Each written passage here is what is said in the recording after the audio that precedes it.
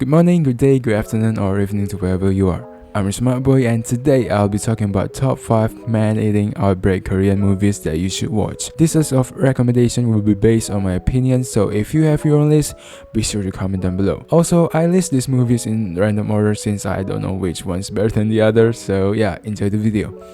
First, Train to Busan. As I mentioned in the previous video, make sure to watch it. This is one of the best zombies movies ever made.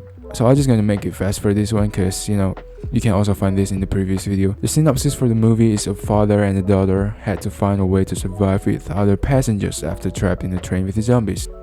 So my opinion for this movie is that this movie captures not only the horror atmosphere but the emotion as well. The bonding between the characters over time is really interesting that you feel sympathy for them. Second, Sweet Home.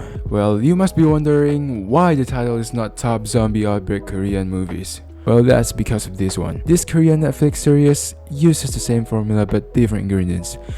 Yes, they use monster for this case, but the monsters still eat people, so I'm just gonna put this on the list. Adapted from a webtoon with the same name, the series is about a group of people with different characteristics who doesn't know each other had to cooperate in order to survive the monster outbreak in South Korea after being trapped in an apartment building. The flashiest thing about this movie is the character development. A lot of characters from this movie had a change of heart after having to survive with strangers in an apartment building from various dangerous monsters. Some of them turns good, but not all of them. I personally think that Koreans are really great at making characters at this point. The spread of the disease is also unique and unlike any other outbreak you will ever see. And of course I won't be telling you how the disease spread because that would be a spoiler. The plot itself doesn't have a lot of plot twists, but it is enough to make you feel tense throughout the series, as they will start to reveal more bit by bit about the outbreak throughout the episodes. Third, Alive. A teenager had to survive on his own from a zombie outbreak after being left alone by his family in their apartment.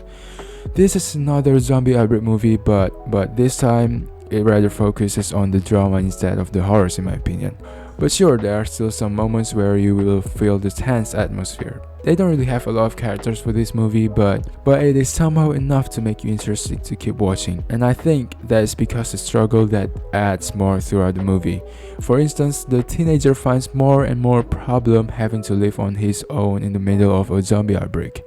I mean, who doesn't? The plot itself, as I said, focus more on the drama and problems of the protagonist instead of the horrors of the zombies. But I personally think that this is still worth watching even if you're not a fan of dramas. Fourth, Kingdom. Okay, about the random order. I did lie a little. I kept this for the last cause this is my favorite from the list. The plot talks about South Korean Kingdom's crown prince that not only having to survive from a major zombie outbreak, but also had to deal an internal affair caused by corrupt high officials. As I said earlier, this is my favorite zombie movies from the list, but there's more. This is personally the best zombies movie I've ever seen so far. Well, you gotta trust me on that. The formula and ingredients for zombie movies are being used for this film, but they add totally different spices for this one.